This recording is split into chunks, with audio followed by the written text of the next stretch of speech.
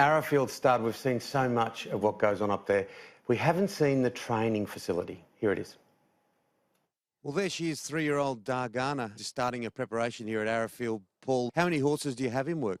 Yeah, we've got about 20 to 25 generally, Tim, on a weekly basis. We break in here, pre-train, and also train a few. So it's a bit of a mixed business at the moment, but the team's going well. We've got a couple of runners next week in the country and a few possibly going to town. And being in the country, we're able to target races like the Kosciuszko, hopefully, and the country championships.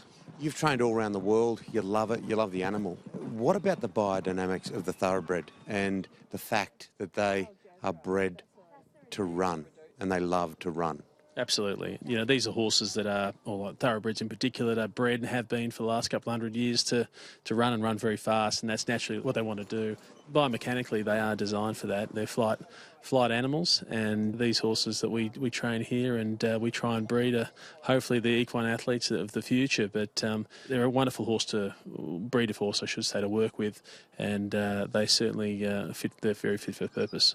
Some interesting things without going into all the individual stats, but they spend a lot of time in the air, don't they, and the speed that they can get up to.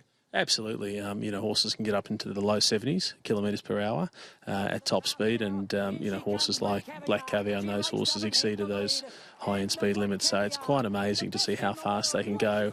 Horses do come in varying natural abilities, and when they're in flight, they're great animals in motion, just great machines. How much do they spend in the air? I know it's a rough statistic. I'm not going to put you completely on the spot. Well, it all depends on the stride length of the horse, you know, and that can vary a little bit. And in Australia, our races are really around quite tight turns, and we sit and sprint, which means acceleration is more important than stride length. But in other places like America and in particular Europe, where they have those long straights and undulating tracks, stride length is much more significant. So they're probably spending more time in the air than our horses. However, it's important when you're on the grass and when you're on short courses and a lot of sprint races like we have, acceleration is key. And that's a horse like Winx, arguably the greatest horse of all time. It wasn't stride length with her, it was this ability to move the legs quickly. Exactly. Her repetition of stride was just amazing, and although she didn't have a uniquely large stride at all, it was just a regular stride, she's the perfect machine for our type of racing. Extraordinary acceleration, and she also had that, I guess, that V8 power, that engine that could just go for an extra furlong than any other horse, so she was a phenomenon. And as much as we all love it, and you and your dad and others in this industry try to match it up perfectly, you can't make a great racehorse. You've got to see how it goes, can't you? Because some of the best bred horses, well, they just don't want to run. That's right. You know, you can't put in what God left out. So sometimes it's a lot of it comes down to natural ability. We're trying to play God in this respect in the breeding game, and really trying to put the best attributes in both mother and father into the offspring. And we try and do that. Doesn't always work out that way, but when it does, it's very exciting for us. Being at a place where you see them born, you see them grow, you see them run, what's it like when that whole plan comes off and the success happens?